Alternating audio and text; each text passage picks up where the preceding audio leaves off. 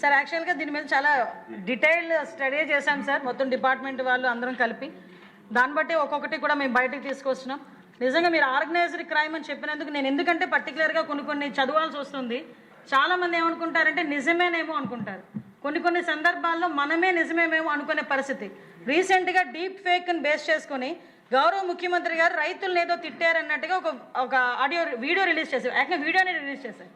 Video release చేస్తే చాలామంది మీకు పంపించుంటారు, నాకు పంపించినట్టే, సార్ నిజంగా మాట దొరలేరా, సార్ నిజంగా అన్నారా అంటే మనకే ఒక డౌట్ క్రియేట్ చేసేటట్టుగా వాళ్ళు రెడీ చేస్తున్నారు. కానీ తర్వాత మనం వెంటనే అలర్ట్ అయ్యి సార్ అసలు ఏం మాట్లాడారు, వీళ్ళు ఎలా క్రియేట్ చేశారనేది చూపించుకొని వాళ్ళ మీద కేసులు పెట్టుకునే పరిస్థితి వచ్చింది. వాటితో పాటు కొంతమంది ఏం చేస్తుంటారంటే ఇందాక సార్ చెప్పినట్టుగా, బుజ్జి చౌదరి గారు చెప్పినట్టుగా, వాళ్ళు బయటికి కనిపించరు, ఒక ఆర్గనైజ్డ్ క్రైమ్ చేస్తారు. వాళ్ళు ఏంటంటే బిహైండ్ ద స్క్రీన్ ఉంటారు. ఫ్రెండ్ ఆఫ్ కొంతమంది, ఒక గ్రూప్ ఆఫ్ పీపుల్, ఒక 100 హ్యాండిల్స్ నుంచి ఒకటే మెయింటైన్ చేస్తాడు. వాడు ఎలా మాట్లాడతాడంటే, ఇంకో గంటలో బేబీ డెలివరీ ఉంది, ఆపరేషన్ థియేటర్లో కరెంట్ లేదు, ఉదయం అనగా కరెంట్ పోయింది బెజవాడలో, ఇంకా రాలేదు, 9 నెలలు వెయిట్ బేబీకి ఏమన్నా అయితే ఇక నేను చచ్చిపోవాల్సిందే, ప్లీజ్ సార్ కరెంట్ వచ్చేలా చూడండి. ఇది ఒకటి పెడతాడు, ఒక పోస్టింగ్ పెడతాడు. ఇంకొకడు అంటాడు, ఇంకో 30 నిమిషాల్లో ఇంటర్వ్యూ ఉంది, అది చలపతి చౌదరి, ఇందాక చదివాను కదా ఒక రెడ్డి, ఆ రెడ్డి పెట్టిన పోస్ట్ అనమాట. ఇంకో 30 నిమిషాల్లో ఇంటర్వ్యూ ఉంది, ఉదయం అనగా కరెంటు పోయింది గుంటూరులో, ఇంకా రాలేదు, 8 నెలలు వెయిట్ చేస్తే ఒక ఇంటర్వ్యూ షెడ్యూల్ అయింది, ఈ జాబ్ కూడా రాకపోతే మా కుటుంబం రోడ్డున పడుద్ది, ప్లీజ్ నారా లోకేష్ గారు సార్ కరెంట్ వచ్చేలా చూడండి. ఈ మంచి ప్రభుత్వంలో మాలాంటి యువత పరిస్థితి అంతేనా? మీరు ఇస్తానన్న 20 లక్షల ఉద్యోగాలు ఇవ్వకపోగా కరెంటు కొలతలు ఏంటి సార్ అంటే నేను ఎందుకు చెప్తున్నారంటే, నిజంగా ఈ నెరేషన్ చూసి ఒక నిమిషం ఆగి మనం చదువుతాం, అది నిజమేమేనేమో అని మనలాంటి వాళ్ళకి మ్యాక్సిమం పొలిటికల్గా కొంచెం యాక్టివ్గా ఉన్న వాళ్ళకి అర్థమవుతుంది. కానీ సామాన్యమైన ప్రజల పరిస్థితి ఏంటంటే నిజంగా అక్కడ అలా అయిందేమో, అయ్యో పాపం అంటే వాళ్ళు ఏం చేస్తారంటే గ్రౌండ్ ప్రిపేర్ చేస్తారనమాట ఈ ఫేక్ ఐడీలతోని, ఫేక్ ప్రచారాలతోని. మీరు మొన్న చూశారు జగన్మోహన్ రెడ్డి ఒక పరామర్శలకు ఏ పరామర్శలకు వెళ్తాడో మీకు తెలుసు. ఒక గాంజా బ్యాచ్ దగ్గర పరామర్శ వెళ్తాడు, ఒక బెట్టింగ్ బ్యాచ్ల దగ్గరికి పరామర్శలకు వెళ్తాడు, వెళ్తూ సింగయ్య లాంటి కార్యకర్తలు చంపుకుంటూ పోతూ ఉంటాడు. అయినా కూడా మనం ఏమీ మాట్లాడకూడదు అంటాడు, అవి అక్రమ కేసులు అంటాడు. మళ్ళీ పైగా ఈరోజు బయటకు వచ్చి ఇలాంటి ఆర్గనైజ్డ్ క్రైమ్కి తెరలేపి ఇలాంటి వాళ్ళందరినీ కూడా పెంచి పోషించే పరిస్థితి. ఆఖరికి ఈరోజు మీరు నమ్ముతారా సార్, ప్రతి ఒక్క జిల్లా ఎస్పీలకి కూడా ఇన్స్ట్రక్షన్స్ ఇచ్చారు డిపార్ట్మెంట్, మేమందరం కలిపి అవేర్నెస్ క్రియేట్ చేయండి, సోషల్ మీడియాలో ఏదొస్తే దాని మీద వెంటనే రియాక్ట్ అవ్వకండి, వెంటనే దాని మీద మీరు రియాక్ట్ అయ్యి ఏపడితే పోస్టులు పెట్టమాకండి, నిజాలు ఏమిటో తెలుసుకోండి అని అందరు ఎస్పీలకి కూడా డీజీపీ గారు ఒక సర్క్యులరే పంపించిన పరిస్థితి అధ్యక్ష. అంటే ఈరోజు ఎంత దారుణమైన సిచ్యువేషన్లో మనం ఉన్నామో కూడా మనం చూడాలి అధ్యక్ష. ఇలాంటి సిచ్యువేషన్స్, ఇలాంటి 1-2 మనందరికీ కూడా కనిపిస్తున్నాయి. ఇదే కాకుండా అధ్యక్ష, నేను ఇంకా చాలామంది ఏంటంటారంటే, మొన్న రీసెంట్గా జగన్మోహన్ రెడ్డి కొన్ని పరామర్శలకు వెళ్ళారు, జగన్మోహన్ రెడ్డి అడ్డుకుంటున్నాం అన్నారు. ఈరోజు మనం చాలా హ్యాపీగా చెప్పొద్దు అధ్యక్ష, ఎక్కడా కూడా ఎటువంటి హౌస్ అరెస్టులు లేవు.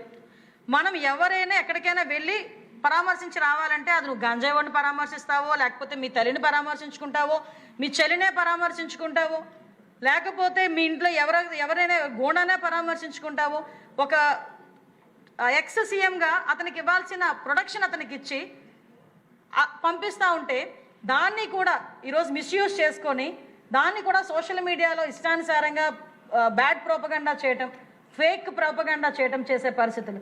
అలాంటి సందర్భంలో 1 or 2 కేసెస్ మనం పెడితే వాటిని అక్రమ కేసులు అని చెప్పి సోషల్ మీడియాలో కూడా దుమ్మెత్తిపోసే పరిస్థితి కనిపిస్తూ ఉంది అధ్యక్ష. ఒక కార్యకర్త, సొంత కార్యకర్త, జగన్మోహన్ రెడ్డి తాలూకా సొంత కార్యకర్త అతని కారు కిందే పడితే చనిపోతే కనీసం బాధ్యత లేకుండా, హ్యుమానిటీ లేకుండా ఇలా రెక్క పట్టుకొని బయటకి ఇచ్చినట్టుగా దళితుడిని తీసుకొచ్చి బక్కకి ఇసిరేసి అతని తాలూకా ప్రయాణం కొనసాగిస్తూ ఉంటే, అతను చనిపోయిన వీడియోలు అవి బయటకు వచ్చిన తర్వాత కేసులు పెట్టరా అధ్యక్ష?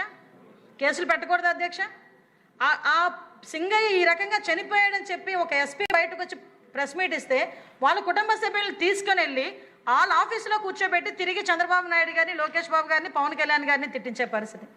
అంటే మనం ఒకసారి చూస్తే అధ్యక్ష, వీళ్ళు చేసిన తప్పుల్ని కూడా కప్పిపుచ్చుకోవడానికి పోలీసు వ్యవస్థను కూడా బ్లేమ్ చేయటం, మాట్లాడితే ఇష్టానుసారంగా పోలీసు వ్యవస్థని అనైతికంగా వాడుకున్నది ఎవరు అంటే ఆ రోజుల్లోని జగన్మోహన్ రెడ్డి. మళ్ళా తిరిగి ఈరోజు మనం చట్టబద్ధంగా లీగల్గా మనం ముందుకెళ్తా ఉంటే పోలీసులు ఇష్టారాజ్యంగా తిరిగి వాళ్ళని అందరినీ కూడా బెదిరించే పరిస్థితి కూడా కనిపిస్తూ ఉంది అధ్యక్ష. అంటే నేను ఏమంటానంటే అధ్యక్ష, ఈరోజు అంటే అతని దగ్గరికి వస్తే ఒకటి, మా దగ్గరికి వస్తే ఒకటి. ఎవడో బయటకు వస్తాడు, ఇంత పెద్ద బోర్డు పెట్టుకుంటాడు, ఇందాక మన గౌరవ స్పీకర్ గారు అన్నారు, వాడు పైన పెడతాడు రప్పా నరుగుతానని. మనం చేతులు కట్టుకుని కూర్చుంటామా? కేసులు పెట్టమా? అలాంటి వాళ్ళ మీద ఒకటి మనం కేసులు పెట్టుకోకూడదా? అంటే విషయం ఏంటంటే కేసు ఒకటి సార్, కేసు పెట్టిన తర్వాత మీకు కూడా గౌరవ సభ్యులకి ఆ ఆవేశం ఉంటుంది, ఆ ఉక్రోషం ఉంటుంది, ఆక్రోషం ఉంటుంది. ఇప్పుడు మనకంటూ ఒక న్యాయ వ్యవస్థ ఉంది, మనకంటూ ఒక సిస్టమ్ ఉంది, మన గౌరవ ముఖ్యమంత్రి గారికి ఒక ఎజెండా ఉంది. ఈ రోజు రప్పారప్పని వాడు పట్టుకొని నరికాడని చెప్పేసి ఇలా పట్టుకున్నామని చెప్పి వాడిని ఉరిశిక్ష చేయలేం కదండి. వాడిని తీసుకొచ్చి అరెస్ట్ చేసామా లేదా, లేకపోతే అతను రిమాండ్లో ఉన్నాడా లేదా, అవన్నీ కూడా మీకు తెలుసు. మంత్రి గారు అతను ఒక అర్భకుడు కావచ్చు, కానీ దాన్ని సినిమా డైలాగ్ నేను చెప్పడం కూడా తప్పు. అక్కడికే వస్తున్నాను సార్ అక్కడికే వస్తున్నాను సార్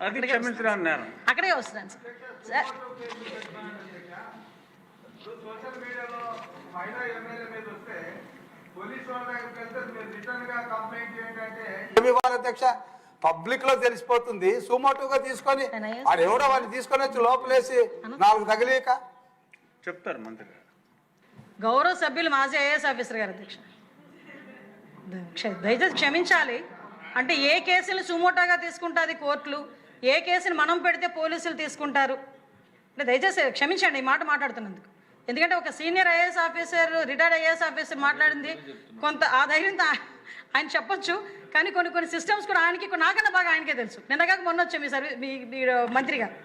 బట్ నేనేమంటానంటే అధ్యక్ష, ఇదే విధంగా అధ్యక్ష మనకి ప్రత్యేకంగా దీని మీద సోషల్ మీడియా కేసుల మీద కూడా అధ్యక్ష ఒక సబ్ కమిటీని కూడా ఏర్పాటు చేసి దీని మీద ఇమీడియట్గా ఒక సైబర్ క్రైమ్ విషయంలోని కానీ ఈ సోషల్ మీడియా ఇలా ఇష్టానుసారంగా మాట్లాడుతున్న వాళ్ళ మీద కూడా ఈరోజు ప్రత్యేకంగా దృష్టి పెట్టి వాళ్ళు చర్యలు తీసుకునే విధంగా ఒక చట్టాన్ని తీసుకురావడానికి ఈరోజు మనందరం కూడా సిద్ధంగా ఉన్నాం అధ్యక్ష. ఇదే విధంగా అధ్యక్ష మీ అందరికీ తెలుసు, ఇందాకే నేను మాట్లాడుతూ ఇలాంటి వాటిల్ని కూడా ఆయన ఆఫీసులో కూర్చొని అసెంబ్లీకి రావాలంటే నాకు ప్రతిపక్ష హోదా ఇవ్వండి అంటారు. ఇందాక చెప్పారు, నిజంగా మంచి నరేషన్ చెప్పారు అయ్యనపాత్రి గారు గౌతు లచ్చన్న గారి గురించి.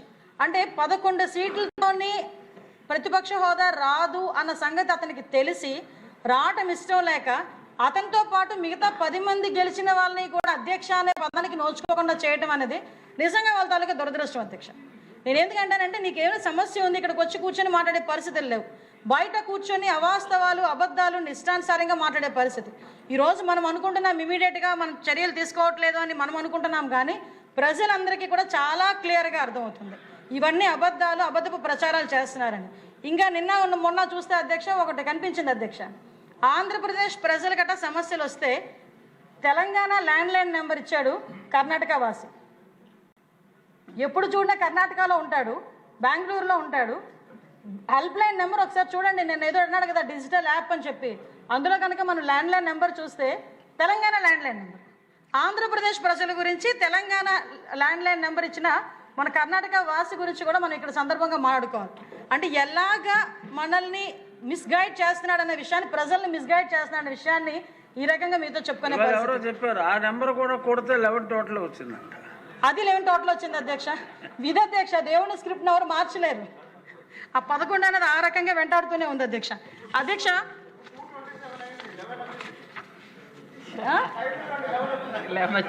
సార్ నిజమే సార్ 227 అధ్యక్ష. ఆ 11 గురించి మాట్లాడుతున్నప్పుడు 227, ఇప్పుడు అది కూడా టోటల్ 11. అంటే 11 ఏ రకంగా వెంటాడుతుందో ఇప్పుడు తెలుస్తుంది.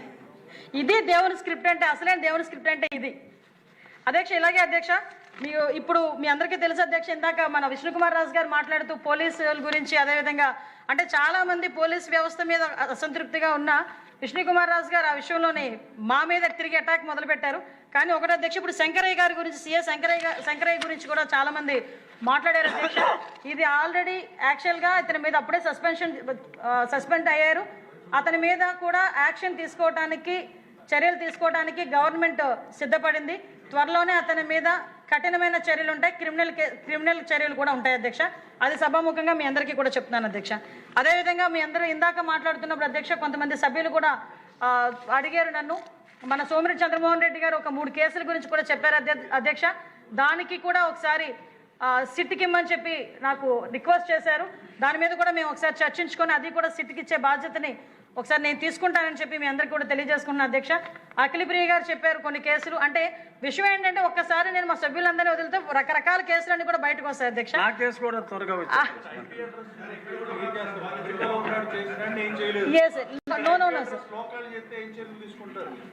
అధ్యక్ష ఇప్పుడు విషయం ఏంటంటే అంటే ఈ సందర్భంగా మనందరికీ కూడా తెలియాలి. యాక్చువల్గా IT act no sir, IT act ప్రకారంగా చేసుకున్నా కూడా 7 years లోపు శిక్షలు పడే వాటికి స్టేషన్ బెయిల్ అనేది వస్తుంది. సో అదే నేను చెప్తున్నాను సార్, అందుకే కదా సబ్ కమిటీ వేశారు సార్. సబ్ కమిటీ అందుకే వేశారు, ఆ చట్టం తయారు చేయడానికే చేశారు. ఇప్పుడు దాని మీదే మేమందరం కూడా పనిచేసే పరిస్థితి కూడా కనిపిస్తుంది. చట్టం అతి త్వరలో తీసుకురావాలి. ఈరోజు మీకే కాదు అధ్యక్ష, మనందరికీ కూడా ఉపయోగం. ప్రజలే కాదు సార్, మనం కూడా ఇబ్బందులు పడుతున్నాం. ఫస్ట్ టార్గెట్ మనమే. రీసెంట్గా అంటే ఎవరిని పడితే వాళ్ళని ఇష్టానుసారిగా మాట్లాడేసి ఐపీ అడ్రస్ మార్చేస్తే మమ్మల్ని ఏమీ చేయలేరన్న దృక్పథంతో ఉన్నారు. ఈరోజు టెక్నాలజీని కూడా బేస్ చేసుకొని ఎక్కడైనా చాలామంది ఏమనుకుంటున్నారంటే మేము ఎక్కడో ఉన్నాం కదా, మేము ఇక్కడ పోస్ట్ పెడితే మమ్మల్ని అక్కడికి వచ్చి ఏమీ చేయలేరు అనుకుంటున్నారు. కాబట్టి ప్రతి ఒక్కరిది కూడా ట్రాక్ మేము తీసుకుంటున్నాం. ప్రతి ఒక్కరిని కూడా ఇక్కడ తీసుకొచ్చి అరెస్ట్ చేసే బాధ్యత కూడా తీసుకుంటాం అధ్యక్ష. ఈరోజు ప్రజలందరూ కూడా అధ్యక్ష, ఇప్పుడు మనం కొన్ని సందర్భాల్లో ఇలా ఇబ్బంది పడినా ప్రజలైతే సంతోషంగా ఉన్నారు అధ్యక్ష. ఎందుకు ఈ మాట చెప్తున్నానంటే వాళ్ళ ఆస్తులు కాపాడబడ్డాయి. ఈరోజు వైజాగ్ సిటీలోనే ఉమెన్కి రక్షణ ఉందని చెప్పి సర్వేల రిపోర్టులు చెప్తున్నాయి.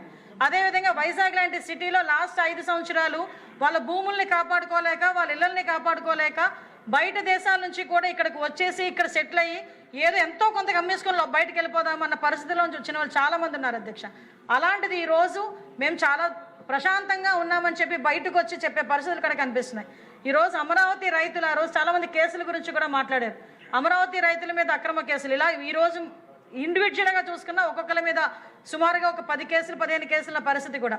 ఇందాక ఏదైతే మన కిషోర్ కుమార్ రెడ్డి అన్న మాట్లాడారో అది ఛార్జ్ షీట్ వేసిన తర్వాత అవ్వదు అని చెప్పడం అయితే కరెక్ట్ కాదు అధ్యక్ష. డెఫినెట్గా ప్రాసిక్యూషన్ దగ్గర, కోర్టుల దగ్గర అది క్లియర్ అవుతాయి. ఎవిడెన్స్లు కూడా ఏమీ లేవు, చాలా దగ్గర ఎవిడెన్స్లు లేవు. వాటిని కూడా చట్టబద్ధంగా ఆ కేసులన్నీ కూడా తీసే బాధ్యతను కూడా ప్రభుత్వం తీసుకుంటుంది అధ్యక్ష. ఎందుకంటే వాటి మీద